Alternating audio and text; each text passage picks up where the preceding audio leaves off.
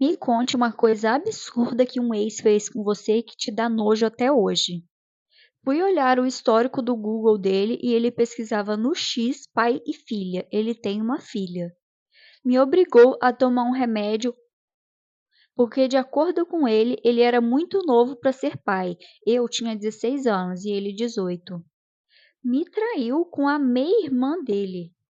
Mentiu sobre um câncer na irmã dele só para eu ficar com dó e voltar para ele. Ele me quando eu estava podre de bêbada. Me traiu com uma garota que tinha piolho e me passou o piolho. Até hoje tenho raiva.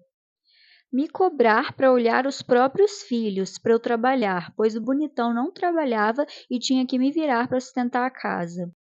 O cachorro faleceu no barraco na casa dele. O cheiro de podre era horrível. Ele quis ter relação com aquele cheiro horrível.